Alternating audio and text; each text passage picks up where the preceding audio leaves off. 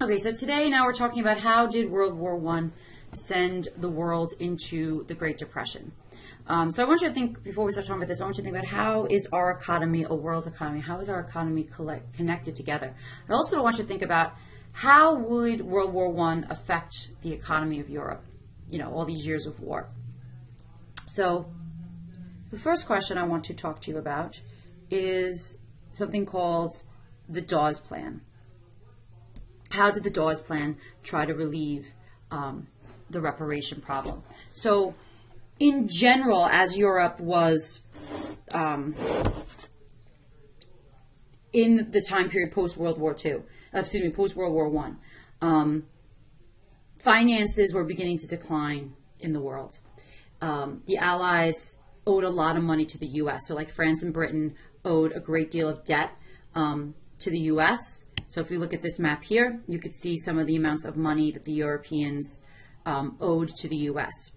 And a lot of them, especially France and Britain, were dependent upon the German reparations to pay back the debts. So basically what was happening was Germany was having a hard time coming up with the money to pay back the debts. So what Germany was doing is Germany was loaning money from the U.S. in short-term loans. So they were not loaning some money, other way around. The Germans were borrowing money from the U.S. in short-term loans. That was going to Germany. The Germans were using that to pay back their reparations. And then the Allies were using that to pay back their war debts. So basically, if you could imagine it, money was just moving in a big circle all the way around, from the U.S. to Germany to the Allies back to the U.S. And so this was working for a time, but during the 1920s, there was a huge amount of increase in the stock market. If you remember from 8th grade, this was referred to as the Roaring Twenties. So there's a huge amount of growth in the stock market, and everyone was, loving life and spending lots of money. So a lot of Americans wanted to invest in the stock market. So they were buying money on margin. They were buying stocks on margin, which means they were basically buying stocks on credit. So they were buying stocks on credit, say a stock was $100 a share, just say they were paying $10 or 10% of that share. They were borrowing the other $90. So that's fine, except for when you sell your shares, you're then expected to pay back your loan, and whatever you make up in the difference, that's your profit. So basically what was happening with the stock market is the stock market was growing exponentially, but it was actually really growing on this fake money, on this credit. Because it looked like stock was worth all this money, but the people who had bought it really only paid 10% of what the actual value of the stock was. So when the stock market crashes in 1929, or I should say, scratch that, before the stock market crashed. In 1928, lending was beginning to decrease to Germany because more and more people wanted to spend their money on the stock market rather than lending money. Then what happened is in 1929, the stock market crashes, and this triggers the Great Depression. So basically we see, ignore what that question is saying on the side, but it basically says prices of stocks crash and heavy liquidation, total drop of billions of dollars, paper loss of $4 billion, 2.6 million shares sold in the final hour in a record decline. Many accounts are wiped out. Because what happened is if you're buying stocks on credit, like I said, the price is being artificially inflated, and really nothing happens until you sell your stocks. You don't make any money in the stock market until you sell your stocks. So everything's okay as long as you don't sell your stocks. If the price dips down, you can just wait it out and hope the price dips back up. But when the prices started to drop, everyone got really nervous because they're like, holy crap, I bought all this stock on credit. I need to sell it now so I don't lose too much money. And then that creates almost like a domino effect, because then everyone starts freaking out. Everyone starts selling their stocks, and that drives the price down really, really fast. So basically, the stock market was a huge bubble, this boom based on all this borrowed money. The prices fell. Everyone began to sell their shares. This then has a really wide-ranging effect on the rest of the world because we were lending so much money to the Europeans. Now, add to this with the Germans. The German currency was going through what's referred to as hyperinflation. So the German currency at the time was called the Deutschmark. If we look here in 1914, 4.2 German marks cost you $1. So for every dollar you exchange, you got 4.2 German marks. By 1923, you were getting, I believe that number is 4.2 trillion German marks for a dollar. So this is something that's referred to as hyperinflation. And the reason why this was happening is because the German government couldn't pay their reparations. They were freaking out. So they began to do the big mistake of printing money. What gives money its value? What gives money its value is it's usually backed in gold if it's on the gold standard, or it has value because of the faith in the government. So what we have going on in Germany is, so if you start printing out money, it devalues the money. So the money becomes worth less than it originally was.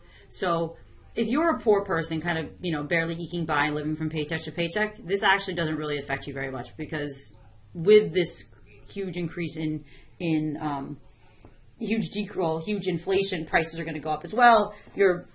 Hopefully your income will go up enough, and you're living paycheck to paycheck anyway, so this isn't really going to affect you that much. If you're middle class, this is really going to affect you, because imagine that you had, a couple $1,000s in the bank, which is a nice little nest egg to have, and then all of a sudden that couple $1,000s you had saved in the bank can't even buy you a loaf of bread. That's what was happening in Germany too, in the middle class, which is why the middle class was so devastated by this. So the German mark essentially became useless. So you see people here, children using it as building blocks, women using it as fire, as kindling for the fire, because it was basically worth nothing. So when the Great Depression hits and the stock market crashes, people begin to buy less, prices begin to fall, production slows down, unemployment rises, and basically the U.S. financial problems caused a worldwide financial crisis, and people couldn't borrow money. Banks were failing, and people couldn't repay their loans, and banks basically closed. So today we have things as a result of the Great Depression. We have insurance like FDIC, so your money in the bank is insured up to $100,000. I think might have actually up to $200,000. So if the bank fails, the government's going to cover the money you have in your bank account. However, back then they didn't have things like that. So when people, and remember, when you put your money in the bank then immediately turns around and loans your money out in either mortgages or car loans or home equity loans or whatever it might be. So if people start defaulting on their loans because they can't pay their loans, the bank doesn't have enough money. If then you went to go to the bank to take out money, that money might not be there. That creates like a, almost like a panic situation, what are called bank runs. If everyone goes to take out their money at the bank at the same time, the bank is going to fail. So basically banks began to close in Europe. The primary lending institution in Eastern Europe crashes in 1931, and the Germans are not able to pay their reparations. They have no money to pay their reparations. So in June of 1931, President Hoover decided to give a 1-year reprieve on all payments of international debt. So they gave everyone a year off. This, in the end, actually really hurt the French economy because they needed the reparations coming in from Germany. In 1932, in what is known as, I'll write it down for you, the Lucerne Conference, Lucerne.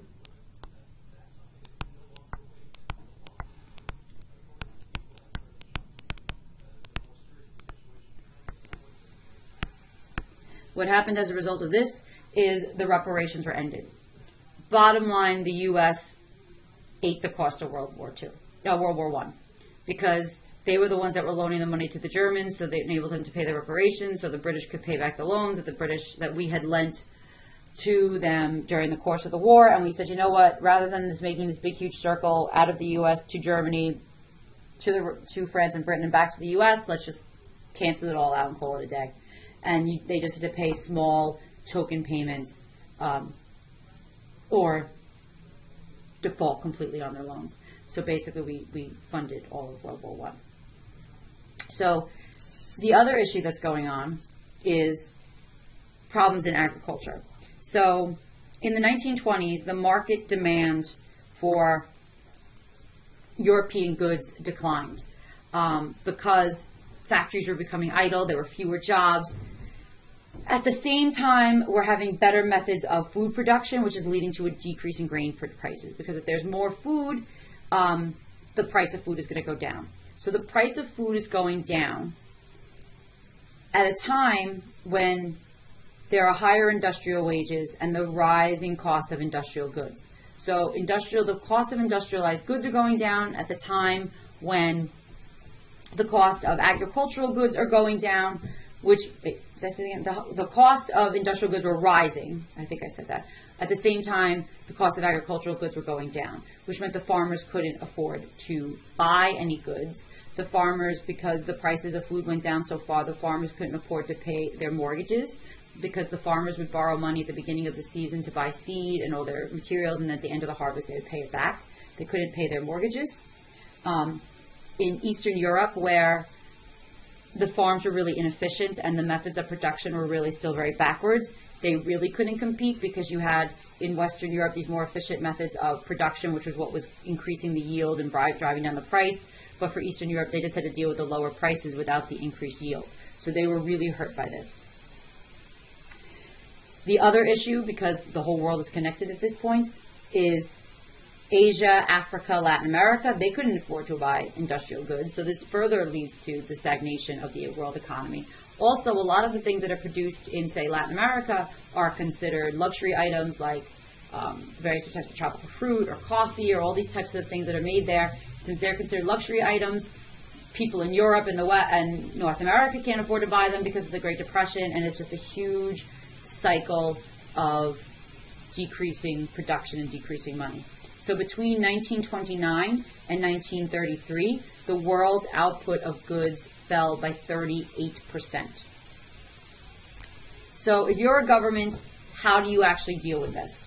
And the governments did not know what the heck to do. They had never seen anything like this before. They'd never seen a depression on such a worldwide scale. They'd seen, economic downturns. They referred to them as panics, but they had never seen anything like this. So what the governments did is they cut government spending to try to decrease or prevent inflation. That was their plan. They believed that the market would self-regulate and it would bring the economy back. A lot of the countries became very protective, trying to recover themselves. They raised their tariffs, they lowered their imports, but that in the general just kind of hurt the economy, the world economy in general. Britain decides to go off the gold standard, and by doing that, meaning the gold standard, meaning like for every British pound there was gold backing that British pound, they go off the gold standard. And they did this to lower their prices. So they artificially lowered their prices so they would be competitive, and hoping that that would then help them out. The world economy basically lacked economic leaders that knew what the heck to do, because like I said, no one had ever seen anything like this before. So there was mass unemployment. Here you see people at the employment agency. Here's all these men waiting to get a job for the day. People had to sign up for bread lines. So there was mass unemployment, which led to a great deal of social problems. Pretty much life gets disrupted. If you don't have a job and you don't know if your job is a stable thing, marriages were postponed, people put off having children, there was an increase in suicide and mental illness, because a lot of people slipped into poverty and they just did not know how to deal with it. Of all the countries in the world, the area that dealt the best with the Great Depression was actually Scandinavia.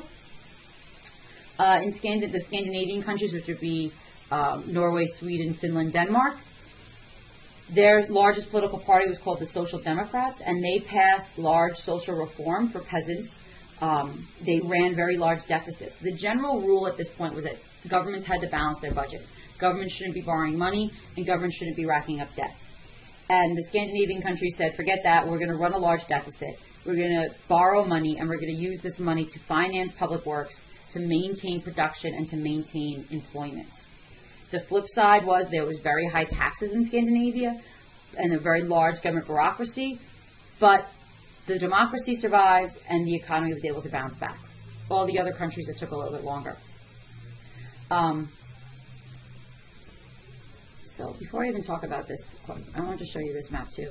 This was here. This was German unemployment in the 20s through the 30s. So we see in 31, we see a peak in German unemployment, or we see a peak in bankruptcies. That's what the top one is showing, bankruptcies and voluntary liquidation. So these are people who are going bankrupt and losing everything. So 27.9% of the population was going bankrupt.